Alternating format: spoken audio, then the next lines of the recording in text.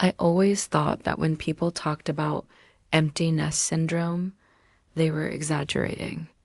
I loved my son more than life itself, but I also had my own routines, my own hobbies, and a small peaceful life I had built after my husband passed away. Evan grew up, got married, and started his own journey, just like he was supposed to. I never clung to him, never interfered, never demanded weekly visits or long check-in calls. I let him live, but somehow, despite all that distance, despite all that respect I tried so hard to give, I still ended up being the problem daughter, at least in Sierra's eyes, I was. Evan married Sierra 2 years ago, and from the beginning, she made it clear that she came from a different world. Her parents had money, real money, and she grew up expecting the kind of life where everything is curated, controlled, and polished. Meanwhile, I'm the kind of woman who clips coupons, finds joy in potluck dinners, and reuses plastic grocery bags until the handles start breaking.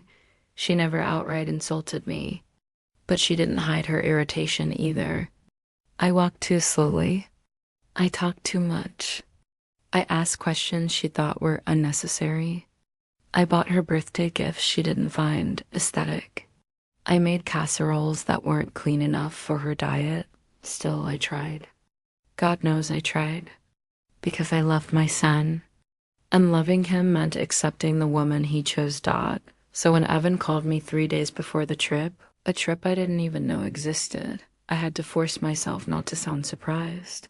"Mom," he said, cheerful, breathless. "Guess what? We're going on a cruise." I smiled into the phone, though something sank inside me. "That sounds wonderful, sweetheart. Where to?" "The Caribbean. 7 days, all inclusive. Sierra's parents gifted it to us." "That's lovely."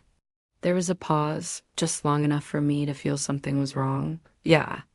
We were gonna tell you earlier," Evan continued, "but with work and everything. You know, I understand, honey. I mean, it's more of a couples type thing. Very romantic. You know how those are." I laughed softly, though it felt like swallowing needles. "Oh, believe me, I do. Your father and I went on one once. You two enjoy yourselves." He sighed quietly, the kind of sigh people let out when they're relieved the conversation didn't explode. After we hung up, I sat quietly in my living room, staring at the wall. I didn't want to go. That wasn't the issue. I'm not the clingy type, not the mother who inserts herself where she's not wanted. But something about the way Evan explained it, the hesitation, the guilt, made it painfully clear. Sierra didn't want me there. Not just on the trip. In their lives. I might have let it go. I might have swallowed the pain and moved on. But then the message came. My phone buzzed with a text. Message. From Sierra. Except it wasn't meant for me.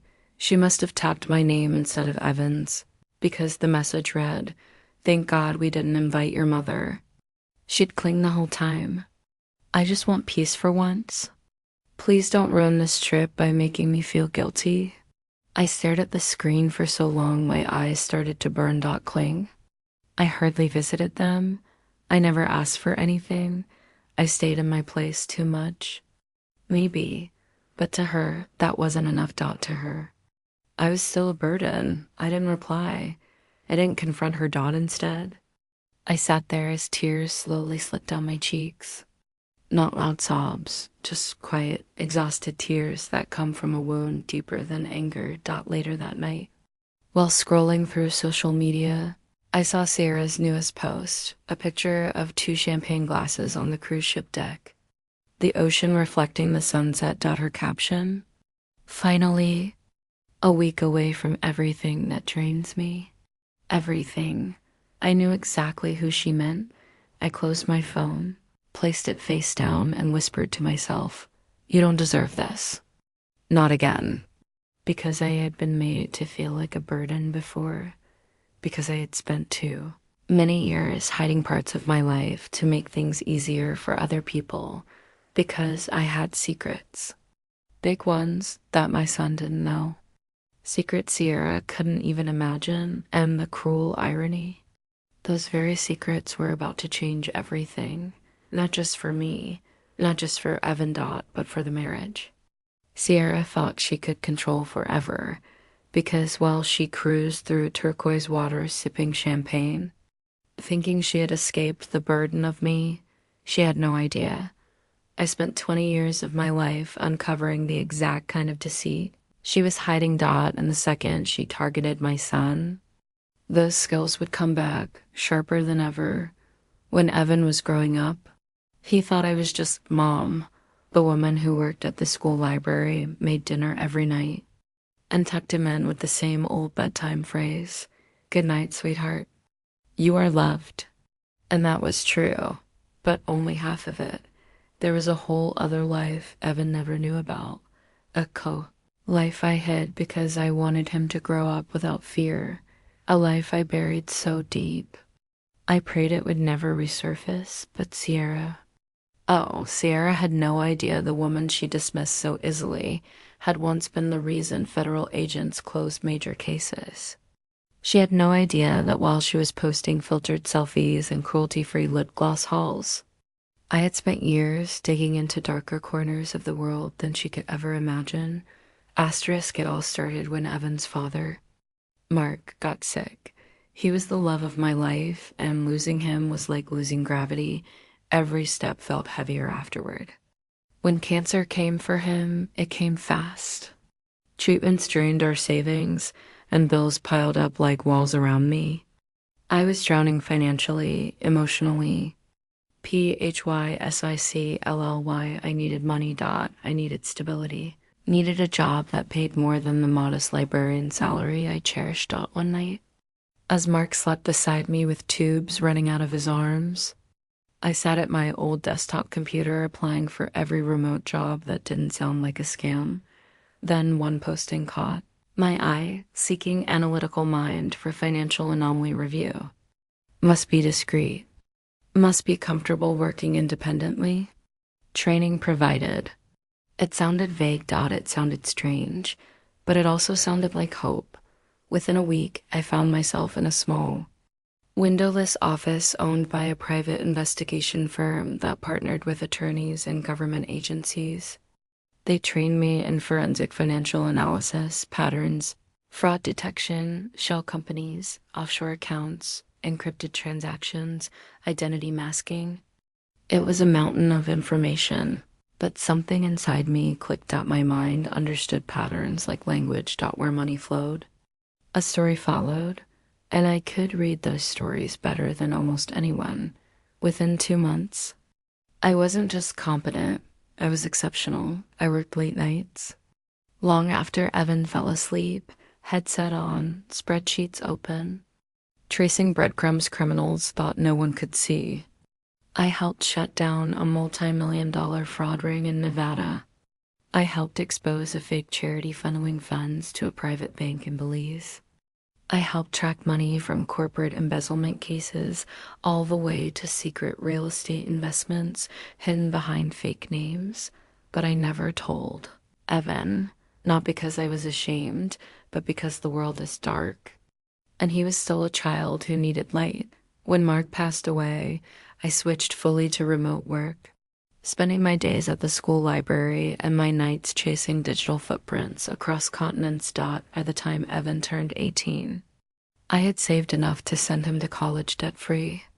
By the time he married Sierra, I had quietly retired, packed away my encrypted laptop, and promised myself never to return to that world, never dig again, never investigate again, never lose sleep tracing someone's lies again. But the morning after Evan and Sierra left on their cruise, everything changed. I woke up early, made myself coffee, and tried to push the bitterness out of my mind. Sierra was young. Maybe she acted harshly. Maybe I was reading too much into things. I wanted to believe the best, but then my email pinged. A fraud alert from Evan's bank. His name, his account, a joint account. He put me on years ago when he traveled for work, simply because he worried something might happen to him, and he wanted me to be safe. He must have forgotten. I still had access, the alert read. Unusual activity detected, $42,000. Transferred. My heart stopped. Evan didn't have $42,000 lying around.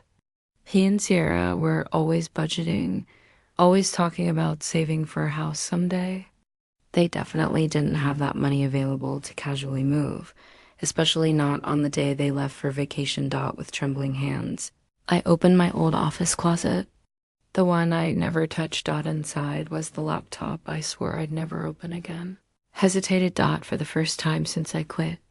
I truly hesitated, because opening that laptop meant reopening a part of myself. I had sealed away a part that wasn't soft or gentle or motherly, a part of me that was sharp, cold, analytical, part of me that saw the world not in emotions, but in patterns and lies. But the moment I pictured Evan smiling on the cruise, clueless, innocent, trusting, I powered it on. The familiar encrypted login screen flashed. A password box one. Hadn't typed into since before Sierra even.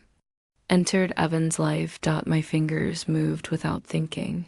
Years of muscle memory guiding them. The laptop unlocked.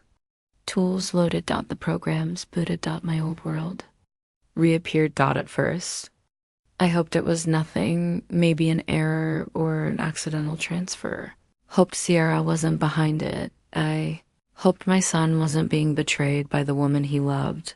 But the account the money went into, it wasn't one Evan ever told me about. It was under Sierra's name, and it was linked to 3 other accounts. Hidden, encrypted, foreign, Sierra wasn't just spending money. She was hiding it. My pulse thudded in my ears as I found transaction logs going back months. She had been siphoning money slowly, small amounts at first, then larger. Money from Evan, money from their joint savings, money from credit cards Evan didn't even know existed. Thousands, tens of thousands. All funneled quietly into accounts tied to a life she clearly didn't want my son to know about. And then I found the message, a receipt confirming a reservation in her name. Not for the cruise she was on, but for something scheduled 2 weeks later. A reservation for 2. In Miami. At a hotel known for couples only, but the second name wasn't Evan. It was a man I had never heard of, a man who had also wired her. $14,000 a week. Before. My breath left my chest. This wasn't carelessness. This wasn't a misunderstanding. This was betrayal. Calculated. Cold. Complete. While Evan was out at sea, holding Sierra's hand under the Caribbean sun. She was planning to leave him, and she was using his money to do it.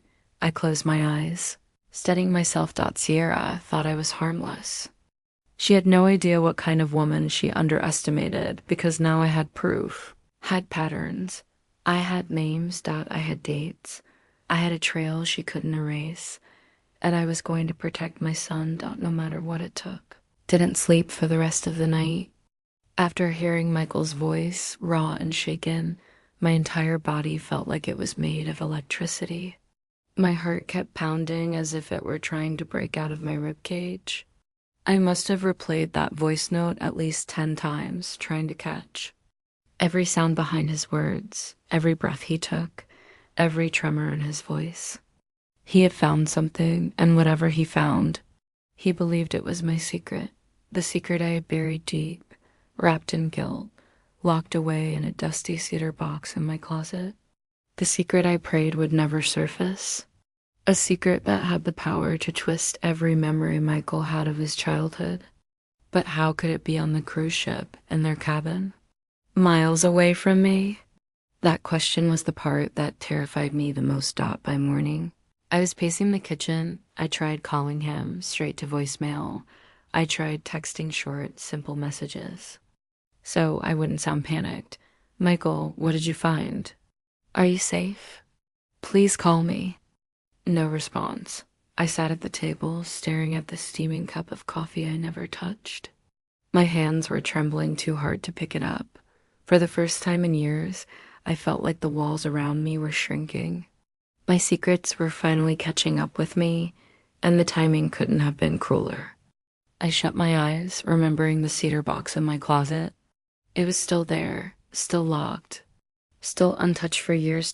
So what on earth had he found?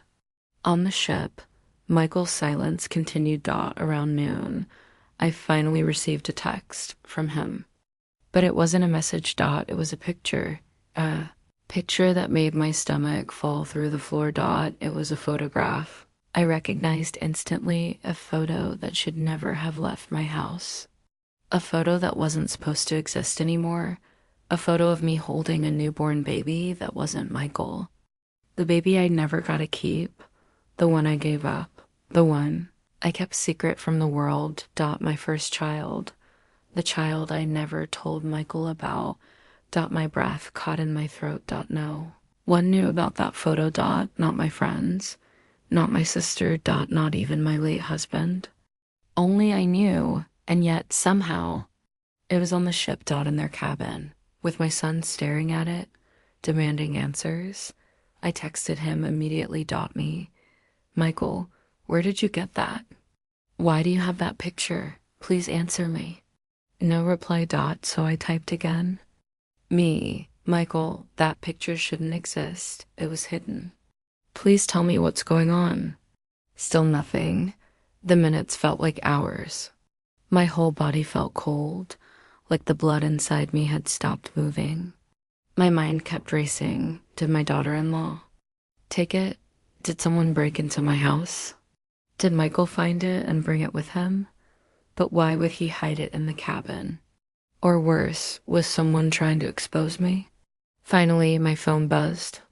A text from him. Michael, Mom, why didn't you ever tell me I had an older sibling? There it was, the question I had feared my entire adult life. My legs gave out, and I sank onto the couch, covering my mouth with my hands. How do you begin to explain something like this? How do you tell your child that when you were just 19, broken, alone, terrified, you made a decision you've regretted your entire life? How do you tell him that you once gave away a piece of yourself? But before I could type my reply, another message came. Michael, there's more. A letter addressed to me. Mom, the letter says you knew where he was. Is it true? Do I have a brother? My vision blurred. The letter, asterisk, the one I wrote years ago but never sent, the one I hid in the same cedar box. A letter I wrote on a night when regret tore me apart so violently that writing was the only way to breathe. It was supposed to stay hidden forever. But now Michael had it. And then the worst message came. Michael, Mom, she knew. Lena knew about this. She found the picture weeks ago. She said she wanted me to find out on my own on this trip. She said I deserved the truth. My heart stopped. She knew. Lena knew. My daughter-in-law, the woman who never liked me, who always kept me at a distance. She had gone through my things. She had rifled through my closet, opened my private box, stolen my most personal secrets, and then taken them onto a cruise. To confront Michael far away from me, I felt anger ignite through my entire body. Rage I hadn't felt in years. She had no right. None. Those memories were mine. Those regrets were mine. Those years of guilt, shame, and pain. They were mine to carry. She had taken my past, and turned it into her own twisted vacation surprise. A sudden call broke through my spiraling thoughts. I answered instantly. It was Michael. His voice was low, strained, almost unrecognizable. Mom, I'm coming home. I'm not staying on this ship with her. My breath held. Michael, wait, what happened? What did she say to you? I heard him exhale shakily before replying. She didn't just show me the picture, Mom. She showed me the adoption documents too. My body went cold. Adoption papers? That was impossible. No one had those. The only existing copies were sealed by the state. Michael, I whispered, barely breathing, Where did she get them? He sighed long, heavy, defeated. Mom, she hired someone, a private investigator. My world tilted. She hired someone. To dig up my past. To invade my life. To expose my secret. And she didn't even have the decency to tell me. Michael continued, his voice tight. She said she was tired of feeling like you kept secrets from her. She said she wanted everything on the table. She said she didn't want to raise a family with lies. His breath hitched. Mom, she did this behind my back. I didn't know anything until last night. I'm furious. I feel betrayed. My heart ached for him, but I kept quiet because I knew what was coming. Mom, I need to know everything. Who is he? Why did you give him up? Where is he now? And the question I feared the most, and why did you hide him from me? I closed my eyes. Tears slipped down my cheeks because I knew that part, the darkest part, wasn't just a secret. It was a wound, and the truth behind it was even worse than Michael imagined. I didn't answer Michael right away. In fact, after he asked those questions, those heavy, sharp questions that sliced straight through my chest, I couldn't speak. My throat felt tight, my breathing uneven, my mind running so fast it couldn't settle on a single thought. For 30 years, I had protected this truth, buried it, convinced myself it was gone, but now it was sitting out in the open, exposed under the harsh light of a cruise cabin thousands of miles away, in the hands of my only son, the son who believed he knew everything about me, and the daughter-in-law who wanted to paint me as a liar. After a long silence, Michael whispered, Mom, are you there? I swallowed hard. I'm here. I finally said. My voice cracked, embarrassing me. I didn't think I'd ever have to talk about this. He didn't speak, but I could feel him waiting. Hurting. Confused. And worse. Disappointed. I took a breath, steadying myself. Michael, yes, you have an older brother. The silence on the line was crushing. For a moment, all I could hear was his breathing, slow, uneven, like he was trying to accept that single sentence. The past comes back. I stood up from the couch and walked into my bedroom. My legs shook with every step. The room was dim, the curtains still closed, the air heavy with dust and old memories. I pulled down the cedar box, the same box I had guarded for decades. The same one Lena had apparently broken into. It was scratched along the edges. How many times had I held it too tightly while crying? How many times had it comforted me? How many times did I tell myself one day I would finally stop carrying this burden? I opened it. The faint smell of cedar and old paper filled the room. Inside were pieces of my past I had tried to forget. A faded hospital bracelet, a sonogram, a birth certificate stubbed. The letter I had written and never mailed. And one single photograph. The same one Michael had on the ship. Me, 19 years old, exhausted, holding a baby wrapped in a white hospital blanket. My firstborn. I began to speak. My voice shook at first, but I forced myself to continue. I didn't give him up because I didn't want him, Michael. I gave him up because I was alone. I had no support. My parents were furious when they found out I was pregnant. Your grandparents were strict. They believed I ruined their reputation. My hand trembled as I traced the edge of the photograph. The father. He left. He disappeared the moment he heard I was keeping the baby. I paused, remembering that fear, that humiliation. 19. Broke. Terrified. I knew I couldn't raise a child on my own. I didn't have a home. I didn't have money. I didn't even have a car. I sat on the bed, clutching the phone. A family, a kind couple wanted a baby. They were older and they couldn't have children. They promised he'd have a good life. A life I couldn't give him. But memory of signing those papers still haunted me. I made the hardest decision of my life. I gave him to them. I tried to steady my breathing, and not a single day passed that I didn't. think about him. I didn't forget. Him for 1 minute, not one. My voice cracked. When I married your father, I wanted to tell him. I thought about it so many times. But then things changed. We were building a life. And when you were born, Michael, a tear rolled down my cheek. I didn't want you to think I loved someone else more. I didn't want you to think you weren't enough. I heard him inhale sharply. Mom. His voice was soft, sad, but I wasn't done. I didn't know where your brother was for years. His adoption was sealed. But when you were around 9, the agency contacted me. They told me his adoptive parents passed away in an accident. Michael gasped.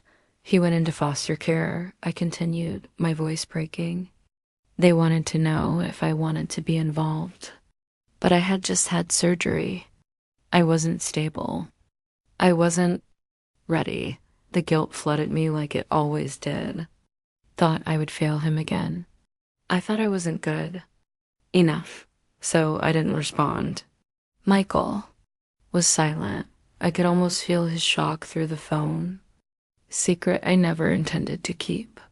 Forever I wiped my eyes. I planned to tell you eventually.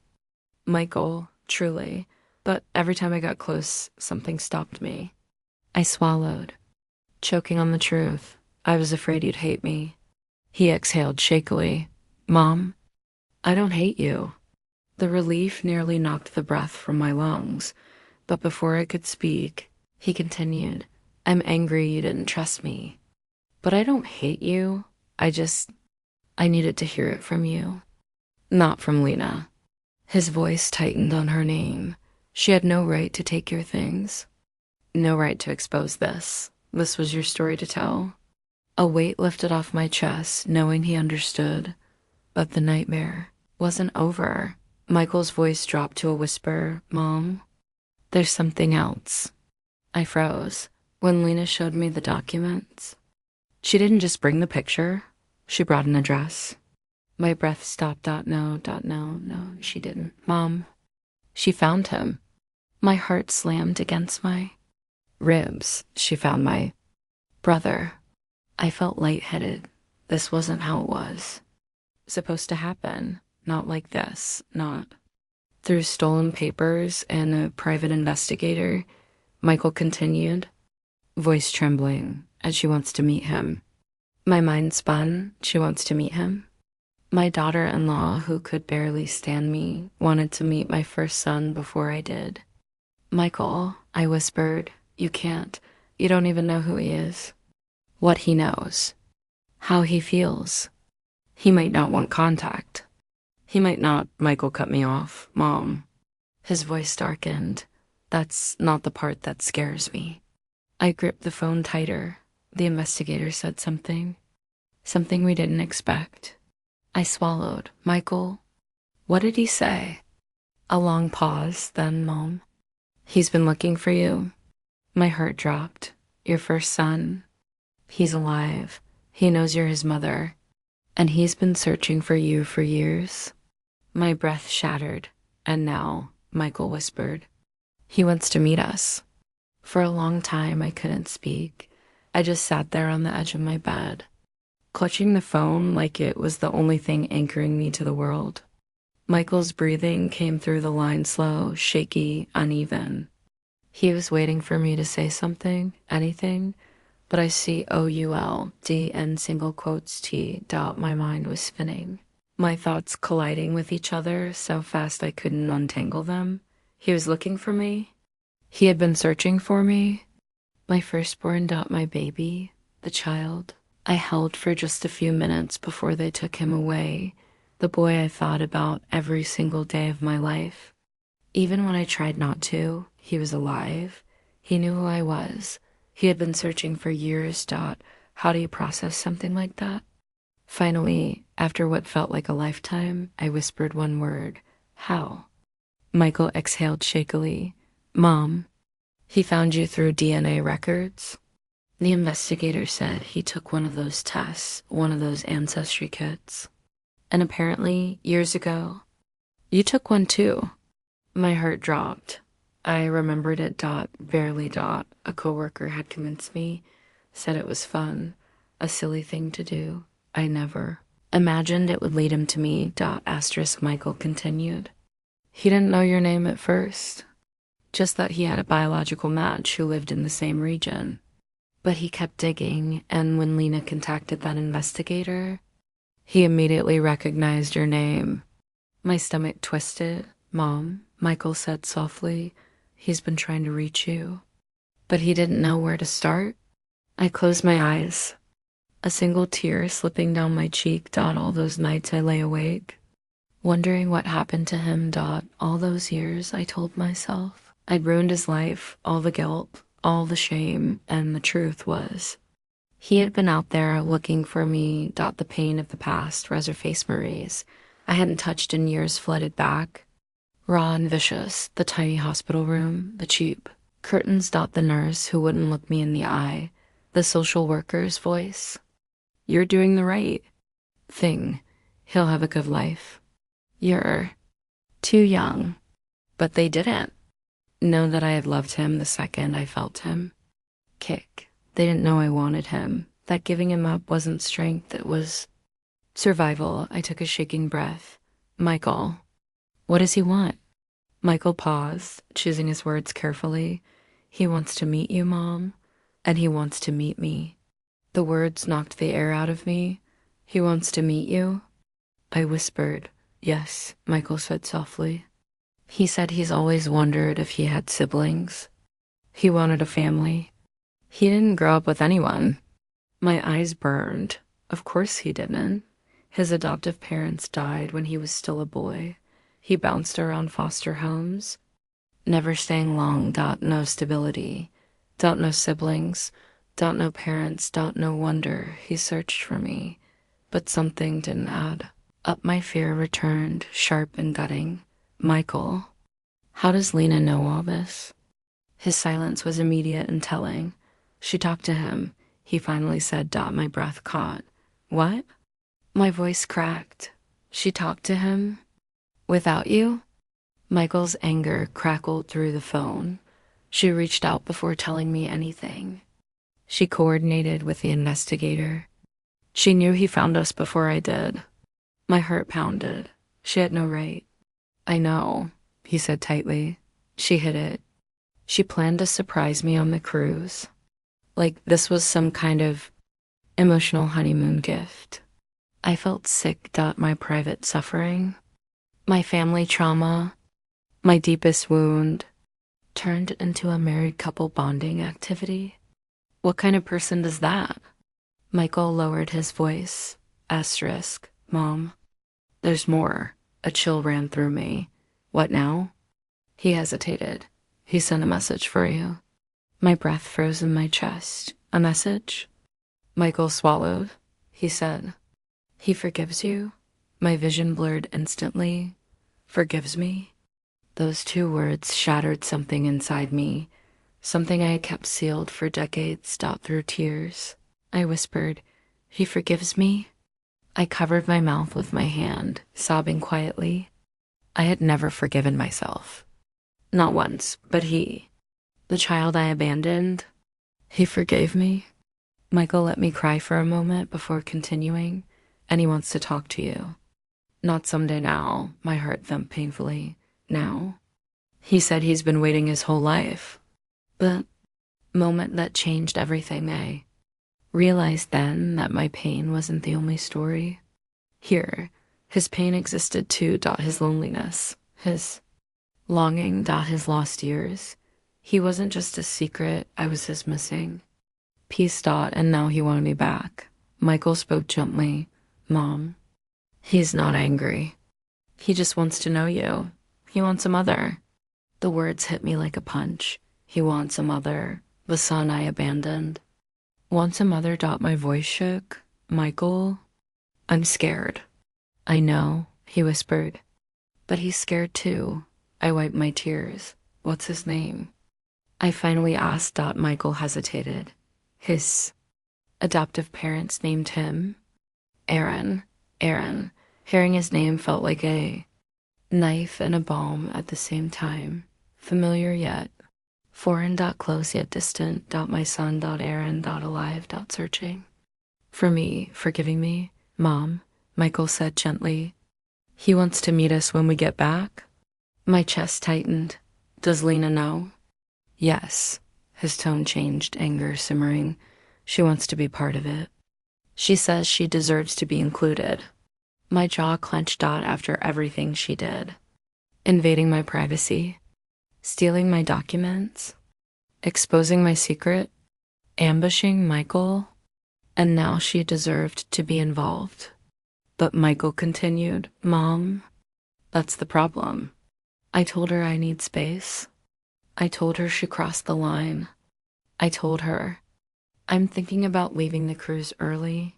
I held my breath, and she lost it, he whispered. She started saying things about you. Terrible things. My stomach twisted. Like what? Michael sighed heavily. She said you manipulate me. She said you're hiding more secrets. She said you're not fit to meet Aaron. She said you'll ruin everything. My blood ran hot. Michael, she doesn't get to decide that. I know, he said, voice breaking. That's why I'm calling. He inhaled shakily. Mom, when I get off this ship, I want you with me. My breath stopped. With you?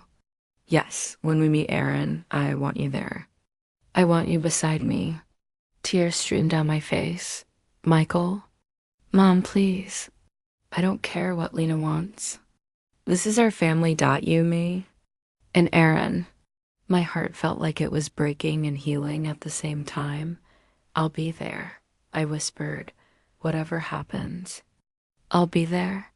A soft, relieved breath came through the phone. Good, because he's waiting. I clutched the phone tightly. When? I asked. When does he want to meet? Michael swallowed. He said he's ready anytime. And Mom, he sent me another message. I felt my pulse quicken. What did he say? Michael's voice soft, almost trembling. He said, tell her I still want her in my life. My breath caught. My lost son. My baby. My Aaron. Still wanted me. The house was eerily quiet after Liam left the room. Only the faint hum of the refrigerator and the occasional creak of the floorboards filled the silence. I sank back into my chair, my hands gripping the edge so tightly that my knuckles turned white. He had asked about the secret I had buried for decades. And now it felt like the walls themselves were closing. And I had always known this moment would come. That one day, Michael would demand the truth. That one day, he would see past the carefully constructed life I had shown him. But I had hoped that I could delay it, that I could protect him from the chaos I had endured, from the decisions I had made when I was young, scared, and alone. But now there was no delay. No protection.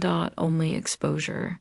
The secret emerged as I closed my eyes and allowed myself to remember the past, the part of my life I had worked so hard to erase. I was 19, alone, terrified, and in love with a man who promised the world but could not even promise he would stay. I became pregnant. My parents were furious. My friends abandoned me, and the man I loved disappeared without a trace, leaving me to face the impossible decision of raising a child on my own. I had no choice. I gave him up. Not because I didn't love him, but because I couldn't provide him the life he deserved. I had thought the adoption would be final, that I would never see him, never hold him, never hear his laughter, that I would carry the guilt quietly and silently for the rest of my life. And I didn't till now. Michael doesn't know yet. My son needed to know everything. The truth about Aaron, the adoption, the lies I had kept, and most importantly, the danger that Sophie posed if she discovered the truth before he could process it. I began typing on my laptop, drafting a message I didn't know if I would send. Words were failing me, but I had to try. Michael, you deserve to know the full truth. There's something about your family that I haven't told you. Something I tried to protect you from, and perhaps I failed. But I can't let you hear it from anyone else, not Sophie, not anyone else who might manipulate the truth. This secret is about your brother, about our past, and about decisions I made when I was young and scared. I know it's hard to understand now, but it's time you know everything. I paused, hands trembling over the keyboard. Could I tell him everything in a single message? Could words convey decades of guilt, fear, and regret? No, Dot, it had to be in person. Dot, the plan I called Liam back. His voice was weary, but the anger was gone. Now it was replaced by the same fear and uncertainty I felt. Mom, you're here, he said, voice trembling. You're not just hiding behind emails, are you? No, I whispered. I'll come to you. But you need to trust me, Liam. You need to believe that whatever I tell you is the truth, and the only thing that has ever guided me is love for you. He paused, then said quietly, Okay, I trust you, but Mom, Sophie is still there. She's planning something. I know it. I can feel it. I nodded. Though he couldn't see me, I felt the weight of his words deep in my bones. I know, I said. But when I'm with you, we'll figure this out together. I promise. The confrontation looms. I knew that the moment I returned, Sophie would sense the change. She would see that I wasn't afraid, that I had no intention of letting her manipulate the narrative anymore. And she would fight back. She always did. But this time, I wasn't a scared young mother. This time, I wasn't alone. Michael and I would stand together. And Aaron, he would be part of this story soon. The thought of finally meeting him, the son I had held only briefly, the son I had mourned every day for decades, sent a shiver down my spine. Would he hate me? Would he forgive me? Would he even want a mother? I didn't know, but I had to try. A hidden message. I glanced at the stack of unopened mail I had ignored for weeks. Most of it was bills or junk, but one envelope caught my eye. It had no return address. I hesitated, then tore it open. Inside was a letter in precise, neat handwriting. If you want to see your son safely, you must meet me first. He is in danger. Trust no one but yourself. A friend. My hands shook. A friend? Or a warning? The truth was clear. Aaron wasn't just someone lost to adoption. Someone was trying to control this reunion, to manipulate it. And Sophie? I felt my stomach twist. She was closer than I realized to knowing the truth. Too close. The decision I had to act. I had to meet Liam and face Sophie, face the consequences, and protect my son and my future. I packed a small bag, just enough for a weekend. Laptop, charger, documents, the photograph of Aaron that Michael had sent me earlier. I rehearsed what I would say. Each word had to be exact, carefully chosen. There was no room for error. One wrong sentence, and Sophie could twist it, destroy trust, and ruin the fragile path I was trying to build. I called Liam. I'm leaving now, I said firmly. Stay calm. Don't engage Sophie. I'll handle this. He hesitated. Mom, are you sure? I inhaled slowly. Yes, I have to do this. It's time the mask falls off for good. The roads were empty, the early morning mist curling like smoke around the streetlights. Every mile closer to Liam's condo felt heavier, as if the air itself was thick with anticipation and fear. I thought about Aaron. About the life I hadn't been able to give him, about the years lost, and I realized something. Even though I had failed in the past, I wasn't failing anymore. I would fight for my son, I would fight for my family, and I would reclaim the truth that was rightfully mine to tell, because secrets, no matter how deeply buried, always come to light, and when they do, the consequences are unstoppable. The condo door clicked behind me, and I felt the familiar heavy weight of anxiety settle on my shoulders. Liam was waiting in the living room, pacing slowly, jaw tight. His phone sat on the coffee table, the screen glowing faintly from the text messages he had been sending silent, desperate pleas to me to hurry. "Mom," he said softly, voice low, almost broken. "She knows you're coming." I didn't flinch. I had anticipated this. "She'll find out," I said quietly. "But she won't control what happens. Not today. Not ever again." He nodded, though his hand trembled slightly as he reached for mine. I could feel the tension in his grip, the mixture of relief and fear. "I've never seen her like this," he admitted. "She's always so calm, calculated. But now she's panicked. You showing up, it's thrown her off." I looked at him, eyes narrowed. "She underestimated me," I said, "and that's her first mistake." Arriving at the cruise terminal, we pulled into the terminal. The massive ship loomed above us, gleaming white and silver in the morning sun. Families hustled past with luggage, excited for their vacations. But all I could focus on was her, the woman who had stolen our past, manipulated our present, and threatened the future of our family. Michael followed close behind, his expression taut. The tension radiating from him matched mine. Together, the three of us moved toward the entrance, every step deliberate, and then I saw her Sophie standing near the concierge desk, arms crossed, eyes scanning the crowd. She looked elegant, composed, but I could see the flicker of panic in her eyes the moment she noticed us. She had thought she was in control. She had thought she had everything mapped out. She had no idea what was coming. A confrontation. She saw me first.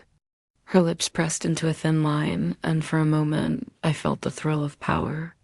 The woman who tried to make me invisible now had nowhere to hide. "Mom," Liam whispered, "just don't give her an excuse." I didn't respond. Instead, I stepped forward, shoulders back, head held high.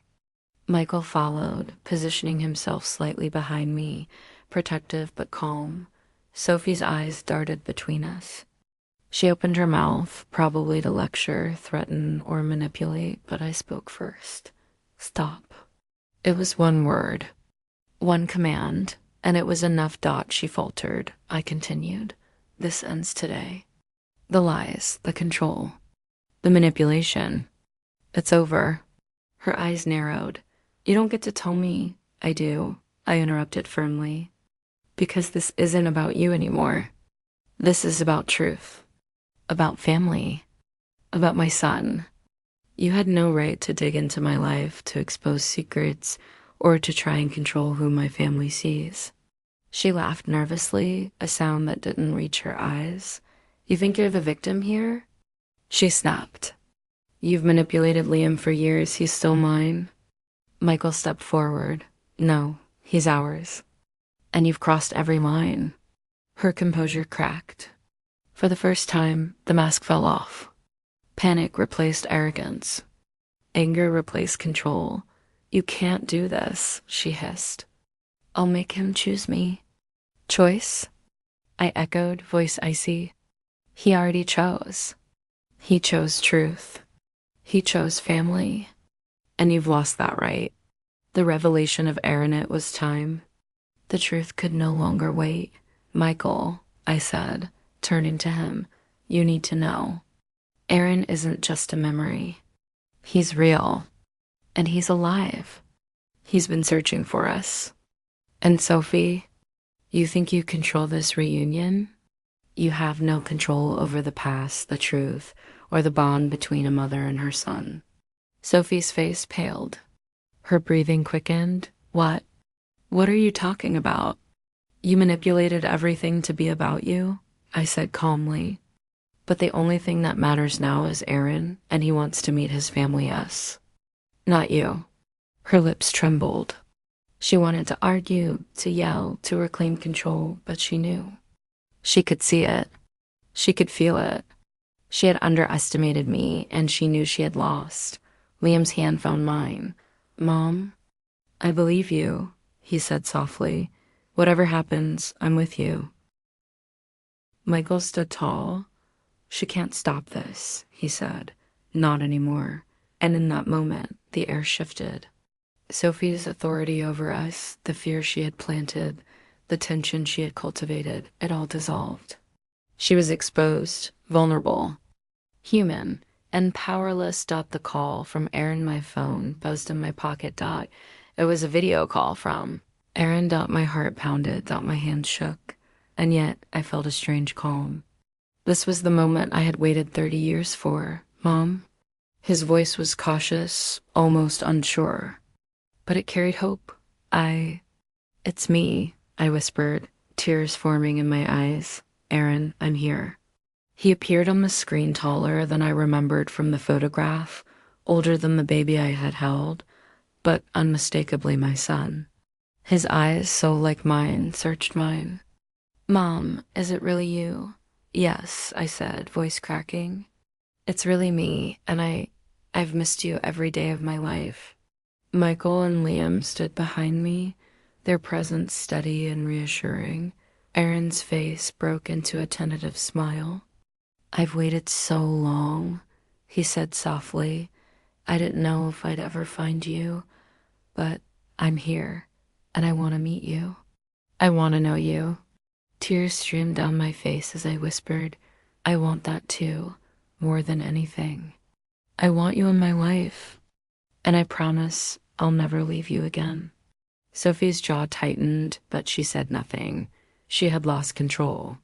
The truth, love, and connection between a mother and her son were stronger than any manipulation. She could muster Dot, and for the first time in decades, I felt free. The calm after the storm, the three of us, Michael, Liam, and I stood together. Watching Sophie retreat, her dominance dissolved. The truth had triumphed, and soon, Aaron would be part of our lives, a living reminder that love and family always find a way. I took a deep breath. This was only the beginning. But the hardest part, the confrontation, the exposure, the reckoning was over, and for the first time, I felt hope. Real hope. Sophie didn't walk away from the confrontation, she fled. Heels clacked sharply across the marble floor of the terminal, each step louder, faster, more chaotic than the last. For someone who had spent years pretending she was composed, elegant, and above everyone else, seeing her unravel so completely almost felt surreal. But while she may have retreated physically, her presence, the damage she'd done, the tension she'd created still lingered like a storm cloud refusing to clear. Liam watched her go with a strange mixture of relief and grief. She's not going to let this go, he said softly. No, I replied, but that doesn't mean she'll win. The truth was, the power she'd once held over all of us, especially Liam, had cracked. And once control is broken, it never fully returns. The waiting room truths, the cruise terminal had a small waiting lounge. It was quiet, too quiet for the chaos we had just lived through. Families with suitcases sat around us, unaware they were witnessing the collapse of a marriage and the rebirth of a family. Liam rubbed his hands together, staring at the floor. Mom, I feel like my whole marriage was a lie, he whispered. I reached over and squeezed his hand. Not a lie, I said gently. Just built on things she hid from you. Built on control. On fear. But that doesn't mean you were wrong for loving her. He swallowed hard. I still feel like I failed. You didn't fail, I said firmly. She failed you. Michael, standing at our side, nodded. Double quotes. She pushed you away from us. She used fear, guilt, manipulation. But you still fought for us. You're here. That's what matters. Liam exhaled, shoulders slumping. I don't know what to do now. You take time, I said. You breathe. And then you decide your next steps. Before he could respond, the terminal doors opened again and Sophie walked back inside. But she wasn't alone. Her mother was with her. A cold, severe-looking woman with sharp eyes and a posture that screamed judgment. She spotted us instantly and marched forward like she owned the building. The mother-in-law's fury, her voice echoed through the lounge before she even reached us. You, she shouted, pointing at me as if I were some criminal she had caught. People turned. Mom, Sophie hissed. Please, no. Her mother barked. I will not stay silent while this woman destroys my daughter's marriage. I stayed seated, calm, let them rage, Liam tense beside me. Mrs. Turner, don't you Mrs. Turner me, she snapped. Your mother has poisoned your mind. She always interferes, always makes everything about her. And now she's using this ridiculous story about a secret son to undermine Sophie. Michael stepped forward before I could speak. It's not a story, he said sharply. It's the truth. She laughed, a loud, dismissive laugh that made my skin crawl. Oh, please. A hidden son? Conveniently brought up at the exact moment Sophie stands up for herself. Give me a break. Liam's jaw tightened. You don't know anything about my mother, he said, voice trembling with anger. And you don't know anything about mine. Sophie snapped back. She told me everything, how your mother guilted you your whole life, how she pits you against me. That's enough, I finally said. My voice wasn't loud, but it cut through the argument like a blade. Stood up, slowly, intentionally. You have no idea what you're talking about, I said quietly. You don't know the sacrifices I've made, the choices I had to live with, the son I had to give up. You don't know a single thing about me or about the pain I've carried. Her mother stepped closer, eyes cold. You're lying, she spat. No, I said, meeting her gaze without flinching. For 30 years, I stayed silent. I hid the truth because I didn't want to burden anyone. I didn't want to complicate my family's life. I lived with guilt every day of my life. So don't you dare accuse me of manipulating anyone. A hush fell over the lounge. Even Sophie looked shaken. Seconds later, my phone buzzed again, another video call from Aaron. I turned the screen so they all could see, and there he was, alive, real, undeniable. Mom? He said softly. Sophie's mother blinked. Her jaw dropped. The color drained from her face. I heard a whisper from someone in the lounge. Oh my God. She wasn't lying. Sophie stepped back like she had been slapped. Her voice cracked as she whispered, You really had a son? Yes, I said gently, a son I lost. A son I found. A son who wants to be part of our lives. Sophie looked at Liam, searching for something, fear, confusion, anger, but she found none. All she found was clarity, determination, she had lost him. The final break, Liam turned to Sophie, his voice steady. Sophie, I can't do this anymore. She froze. What do you mean? I mean the lies, the control, the way you treat my family, the way you twist everything. He took a shaky breath. I've loved you for years. I've tried so hard to make things work. But you don't love me, you love control. That's not true. She cried. You're leaving me for her. No, he said softly. I'm leaving because of you. Sophie's mother stepped forward, outraged, but Liam held up a hand. No, stop. This is between us. Sophie shook her head violently. No, Liam, please, don't do this.